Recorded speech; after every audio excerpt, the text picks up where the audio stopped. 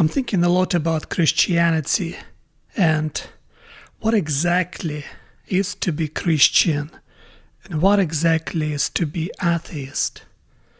And I'm thinking about myself and what exactly I am and how I see the world and what is the right way to see the world, because I know that I see the world through myself, through my ideas that I inherited from my culture. I don't think you can see the world as something different from your own identity, and your identity comes from the culture you've been raised with, from your parents, from your traditions. And if you missing something in all those chains, you might perceive the world incorrectly, and even worse, your identity might be fragmented on many pieces.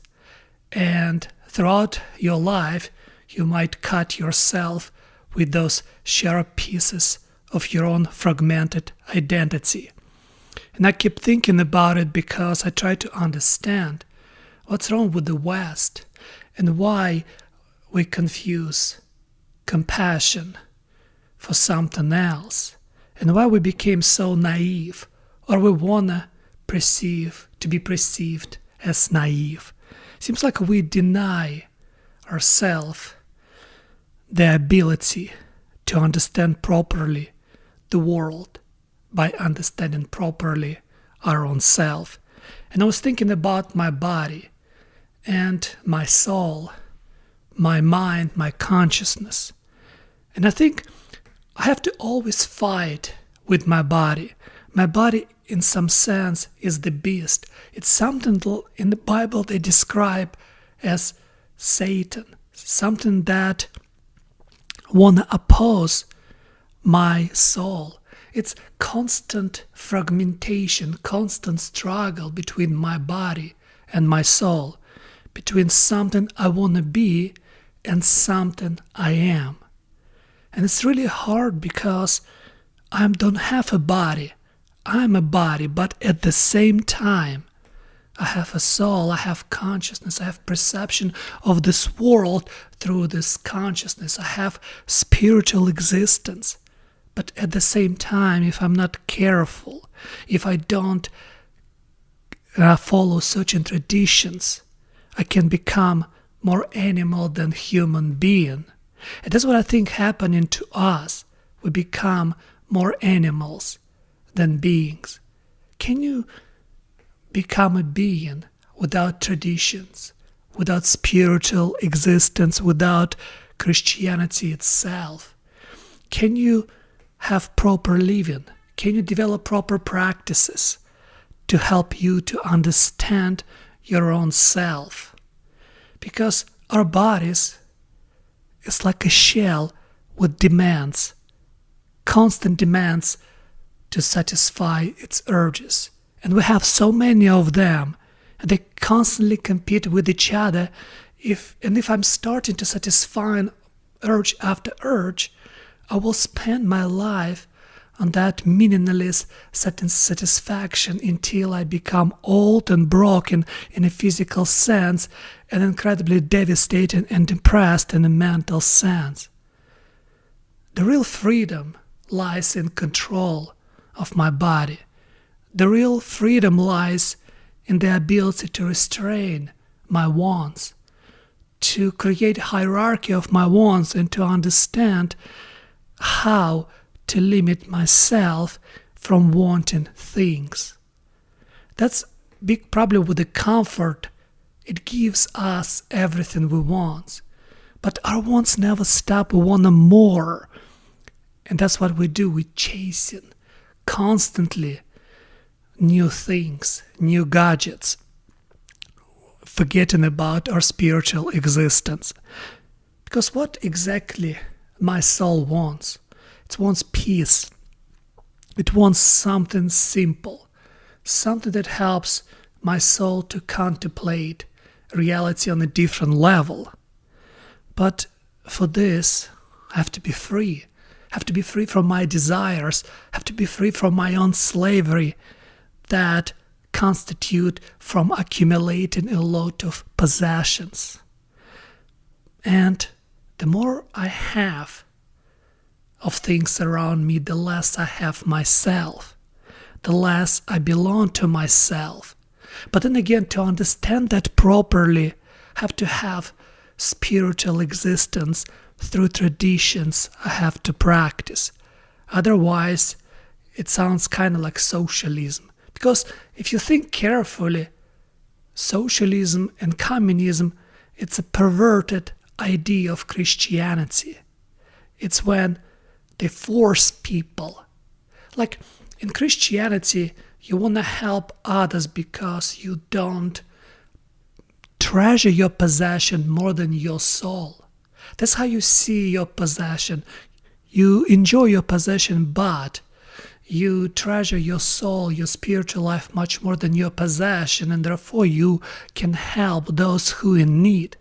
While communism and socialism based on resentfulness, on envy, that's why they force the ones with possession through fear to share them. And not only that, they wanted to destroy those who are successful.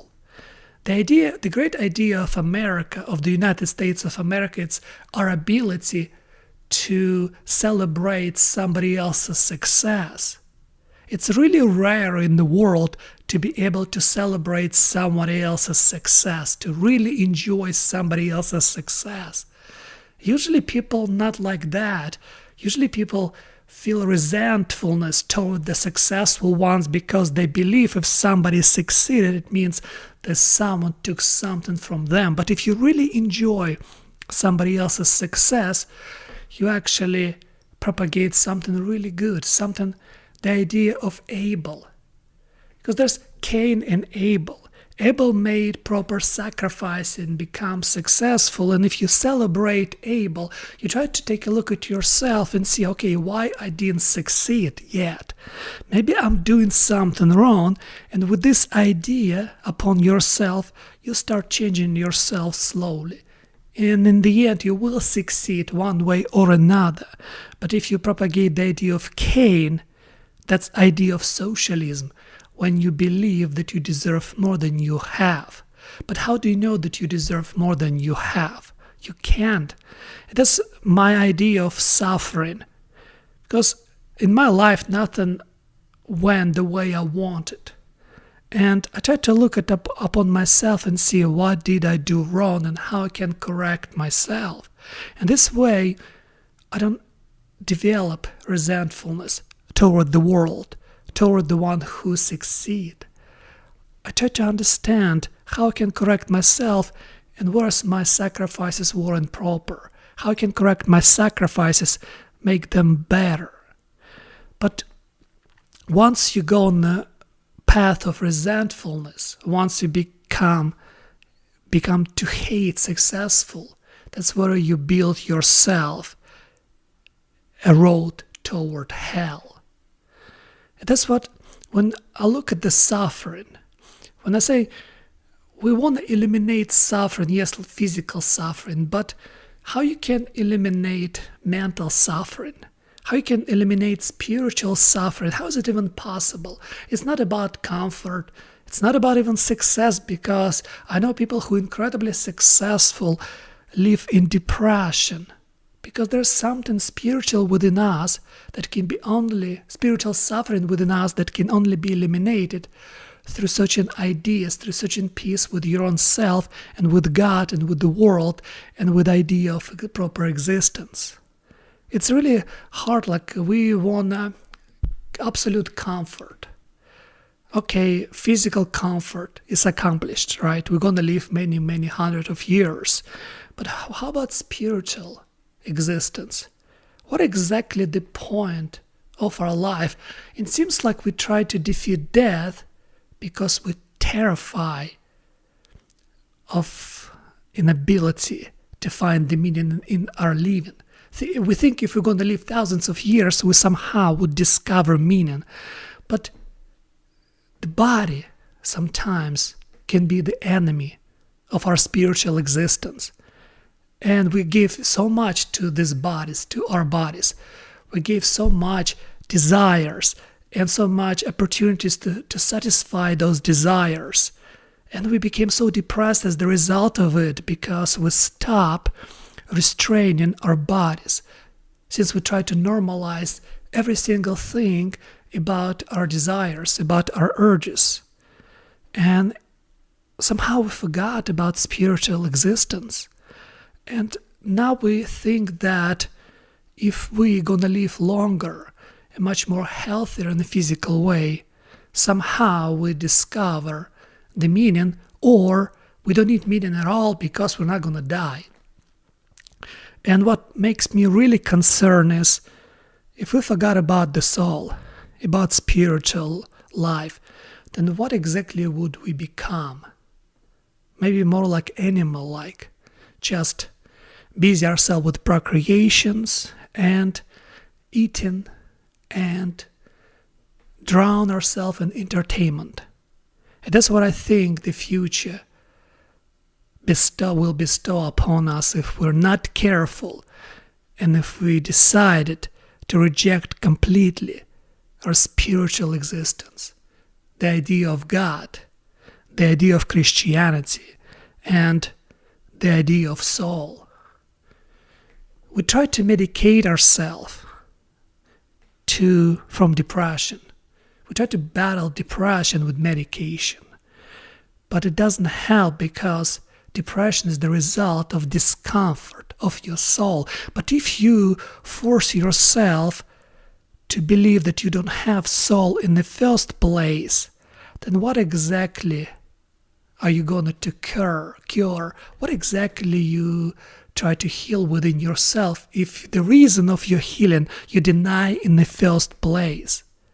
Because depression, when you don't know the point anymore of your life, that somewhere you turned on the wrong path and found yourself living life that you never wanted to live, and now you have no strength to do anything, to change anything. And you're so deep in this personal hell that the only way for you is to keep numbing yourself with your urges and with medication.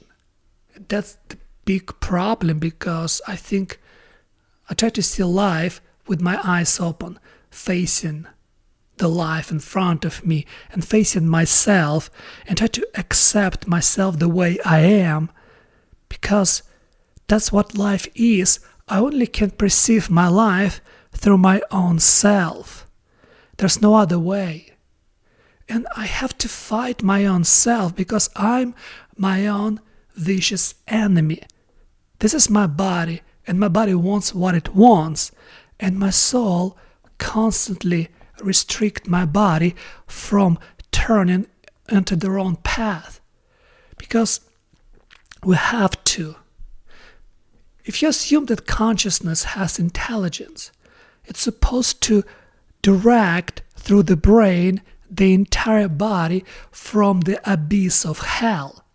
That's what I think we should do, because in the Bible the beast is the one who's Satan. They call it the beast. And the beast is what animal is. It's the biology. The beast is my body. And my soul is something like part of my consciousness that's supposed to control my body through my brain as a device of control.